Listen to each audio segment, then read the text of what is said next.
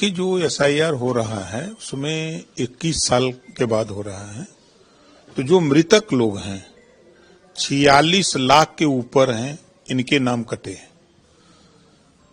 1,23,00,000 ऐसे मतदाता हैं, 1,23,00,000 जो शिफ्ट हैं। गांव में रहते थे तो वो शहर चले गए और शहर में भी नाम करा लिए और गांव में भी करा लिए। तो अब उनका नाम एक जगह हो गया।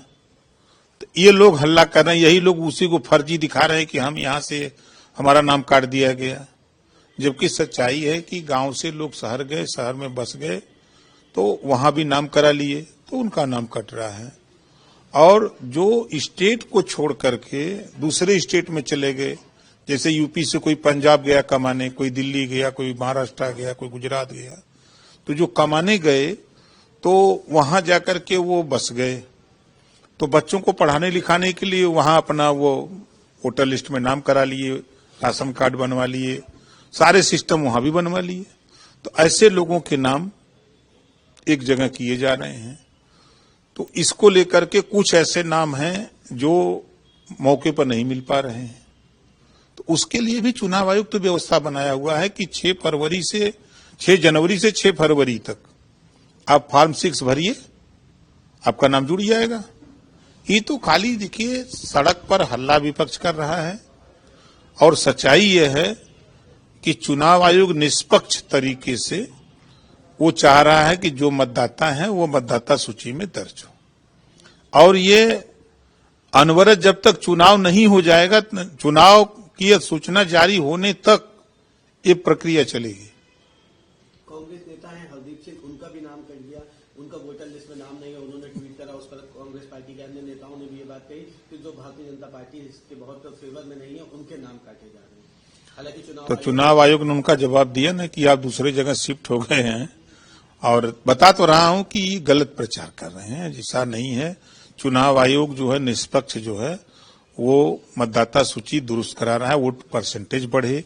अब भाई 46 लाख मतदाता जो मृतक थे, इस वजह से परसेंटेज ये भी घटता था। जो शिफ्ट हो गए थे शहर और गांव से, इसकी वजह से भी वो एक जगह वोट देते थे, एक जगह नहीं देते थे, तो वहां परसेंटेज में वो गिरावट आती थी।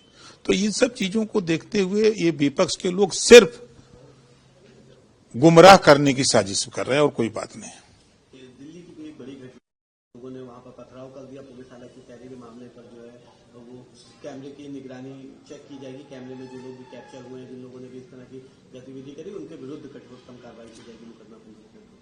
देखिए, अवैध तरीके से जो लोग जहां भी पूरे देश में कहीं भी सरकारी संपत्ति पर कब्जा किए हैं, या मंदिर है, मस्जिद है, गिरजाघर है, गुरुद्वारा है, उसके आसपास लोग झोपड़ी डाल डाल करके अतिक्रमण किए हुए हैं, तो ऐसी जगहों पर जब कार्रवाई हो रही है तो कुछ अराजक तत्व उसमें शामिल हो रहे हैं। तो ऐसे लोगों के खिलाफ चूंकि सीसीटीवी कैमरे लगे हुए हैं, उनको उसमें से निकाल के उनके खिलाफ कार्रवाई होगी। इसी तरह से जिस तरह से उस पर देवेंद्र फडणवीस ने कहा है कि शर्जील इमाम की औलादें जेएनयू में पैदा हुई हैं, हम ऐसी बुरी सोच को कुचल देंगे और देश के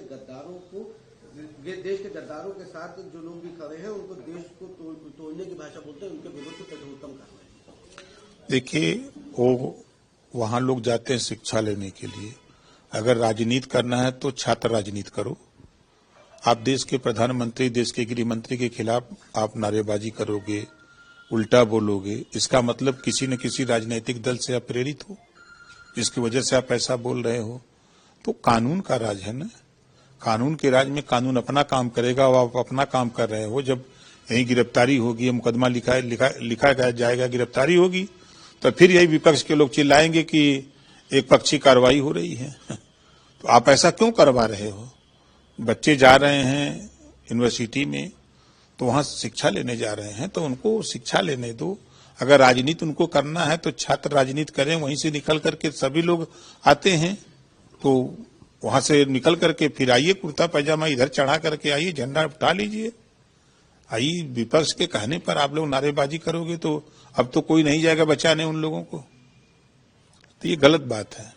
एक आखिरी सवाल रहेगा सर, बांग्लादेश और इंडिया साथ नौसंधार किया जा रहा है, हत्याएं हो रही है, इसी क्रम क्रम में जब बांग्लादेशी क्रिकेटर को इंडिया की टीम से हटाया गया, उसके बाद अब जो है बांग्लादेश की ये डिमांड थी कि इंडिया जो मैच हो रहा है वर्ल्ड कप वो इंडिया में ना हो, जिसको लेकर के अब आईसीसी का कहना है, ये बात पता चल रही है कि आईसीसी द्वारा ये क्लियर किया जा रहा है कि मैच इंडिया में ही होगा, अगर बांग्लादेश नहीं खेलना चाहता है तो वो ना खेले। सही कहा है। देखिए, देश के प्रधानमंत्री, देश के शासन करने वाले लोगों की जिम्मेदारी होती है, चाहे वो किसी जाति धर्म के हों, उनकी जिम्मेदारी, उनकी सुरक्षा, उनके हर तरह की व्यवस्था की जिम्मेदारी सरकार की बनती, चाहे कोई देश हो।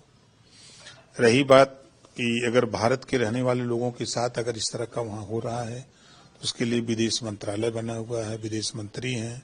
वहीं के अल्पसंख्यक हिंदू हैं, उन्हीं के साथ नहीं तो वहीं के जो है तो ये गलत हो रहा है, तो उसके लिए विदेश मंत्रालय भी तो है और प्रधानमंत्री जी हैं, सब लोग उसके लिए कार्रवाई में लगे हैं, बातचीत कर रहे हैं कि इस तरह की घटना न हो।